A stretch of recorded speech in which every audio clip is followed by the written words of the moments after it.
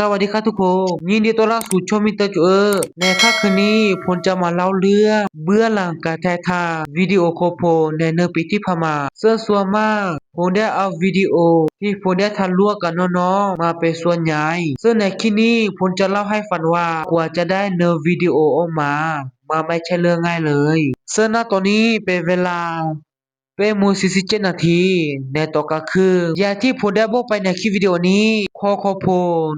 มาไม่สามารถตัดต่อวิดีโอได้โคโพเอาไว้เพื่อเก็บวิดีโอโคโพนโดยเฉพาะแต่เธออย่างนี้ผมก็ไม่ได้เก็บวิดีโอทั้งหมดโคโพไว้วิดีโอส่วนหลายหลังจากที่ผมได้เอาลงแล้วผมก็ได้โหลดทิ้งพอเวลาผ่านไปผมรู้สึกอยากดูอีกครั้งก็ไปดาวน์โหลดจาก YouTube แล้วมาดูเอาล่ะ เพื่อไม่เป็นการเสียเวลาเรามาเริ่มดูกันเลยวิดีโอแรกที่ผมจะให้ดูก็คือวิดีโอซ้ำ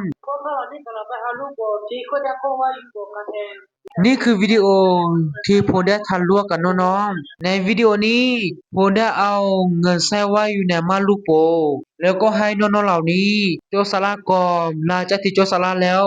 ใครที่ได้ไปก่อนก็ให้พวกเขาปิดตาแล้วก็ไปใครที่เป็นคนแรกที่สัมผัสลูกโป่งได้ก็จะได้รับเงินรางวัลที่ผมได้เอาใส่ไว้อยู่ในม่านลูกโป่งนั้นไปเลยแล้ววิดีโอนี้ก็คือผมได้เอาม่านนี้แล้วก็จะโยกขึ้นไปน้องๆคนไหนที่สามารถละรู้ได้ที่ผมได้โยกขึ้นไป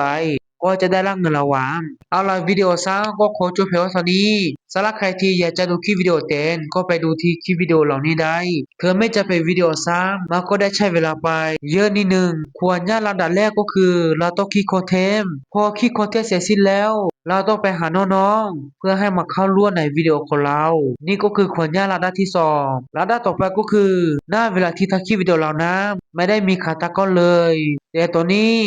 ผมได้มีขาตั้งกล้องเล็กๆกับไมโครโฟนแบบนี้เล็กๆน้อยๆแล้วมาทำให้เรา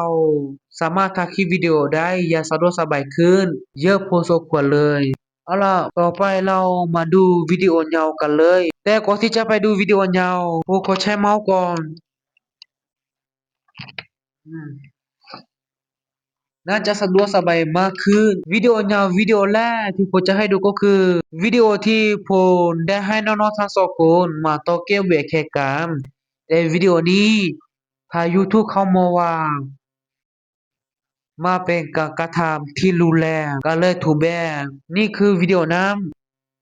ำที่จริงคลิปวิดีโอนี้ผมเสียดายมากเพราะว่าในคลิปวิดีโอนี้เป็นคลิปวิดีโอหนึ่งที่ผมได้ตั้งใจทำมากแต่พอทำเสร็จสิ้นแล้วมันก็ว่าเนื้อหาของคลิปวิดีโอนี้มารุนแรงแต่ผมก็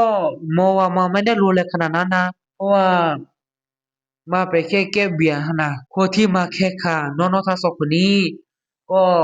ได้โตพอสมควรนิดนึงและผมก็ได้อธิบายผมก็ได้แนะนำให้น้องๆทั้งสองคนแล้วว่าไม่ควรทำแบบไหนก็ไม่ควรทำแบบไหน เสียดายจริงๆกว่าจะคิดคอนเทนต์ได้กว่าจะเชิญน้องๆทั้งสองคนนี้มาได้กว่าจะไปหาแก้วเบียร์แบบนี้กว่าจะตัดต่อเสร็จสิ้นโอ้ยอะไรเยอะๆมากมายแต่ก็คือว่าฮะละถ้า YouTube เขาไม่อนุญาตผมก็ได้เก็บไว้เพื่อที่จะดูเป็นความทรงจำของผมเองเอาล่ะเราไปดูต่อวิดีโอต่อไปกันเลยวิดีโอต่อไปของเราก็คือคลิปวิดีโอนี้คลิปวิดีโอนี้ก็คือ ผมได้ชวนน้องๆทั้งสามคนนี้มาแข่งขันกันแต่ในที่นี้ผมหามาได้ลูกพี่สองคนแล้วก็มีลูกน้องอีกหนึ่งคนพวกเห็นนะพวกเห็นว่าลูกน้องคนนี้มาเสียเปรียบพวกก็เลยให้ชีวิตเขาเยอะกว่ากับลูกพี่ทั้งสองคนถ้าอยากดูว่าวิดีโอนี้มาเป็นวิดีโอแบบไหนและมามีเนื้อหาแบบไหนก็ไปดูที่คลิปวิดีโอนี้ได้ ไม่เพียงแต่คลิปวิดีโอนี้คลิปวิดีโอทั้งหมดนี้ผมก็จะขึ้นให้ในคลิปวิดีโอนี้ก็คือผมได้กระโดดเชือกซึ่งผมบอกเลยว่านี่เป็นการท้าทายที่โหดที่สุดที่ผมเคยทำมาในปัจจุบันนะในการกระโดดเชือกให้ถึง10,000 ครั้งมันไม่ใช่เรื่องง่ายเลยมันท่านเหนื่อยท่านทรมานซึ่งในคลิปนี้ก็ผมได้ใช้เวลาไปเยอะพอสมควรเมื่อเดิมถ้าอยากดูคลิปวิดีโอเต็มก็ไปดูที่ คลิปนี้เช่นเดียวกันคลิปต่อไปก็คือผมจะให้ดูคลิปวิดีโอโยฮิโคโพนที่วิดีโอโยฮิโคโพนก็คือคลิปวิดีโอนี้ นั่นก็คือคลิปวิดีโอผมได้ใช้ชีวิตอยู่ในแม่น้ำเป็นเวลา2 ชั่วโมงซึ่งในการถ่ายคลิปวิดีโอนี้ในตัวที่ถ่ายทำก็ไม่ได้ระบาดมากมายขนาดนั้นแต่ก็ได้ยอดวิวพอสมควรอันนี้ส่วนหน้าส่วนเนื้อแต่ก็มาระบาดตัวที่ตัดต่อวิดีโอในการถ่ายคลิปวิดีโอต้องได้ใช้ความอดทนมากเนื่องจากว่าหนึ่งต้องได้คิดคอนเทนต์ในการคิดคอนเทนต์ก็ว่ายากแล้วมาถึงในการตัดต่อ ยิ่งยากขึ้นไปอีกและที่สำคัญถ้าให้เราท้อเลยก็คือพอ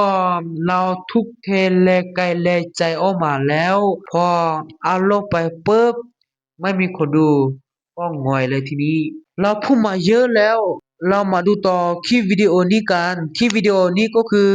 ผมได้ฉลอง2,000 คนที่ตามในตัวที่ผมได้มีผู้ Subscribe 1,000 คนก็ได้ทำคลิปวิดีโอเก็บขยะ1,000 ชิ้นในตัวที่ผมมีผู้ Subscribe 2,000 คนก็ได้มาทำคลิปวิดีโอนี้ในตัวที่ผมได้3,000 คนที่ Subscribe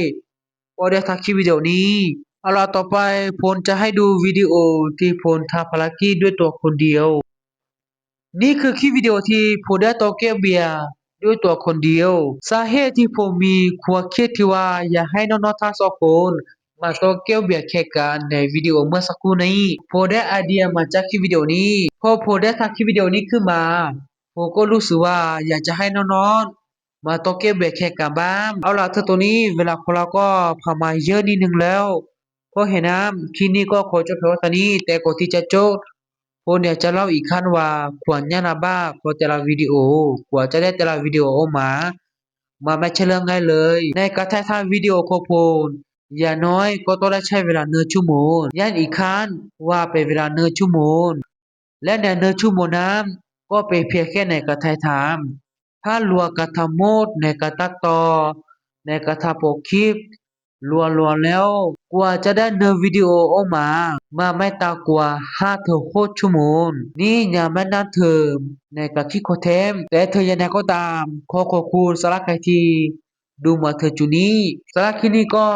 ขอจบเพียงเท่านี้แล้วเจอกันในคลิปวิดีโอหน้า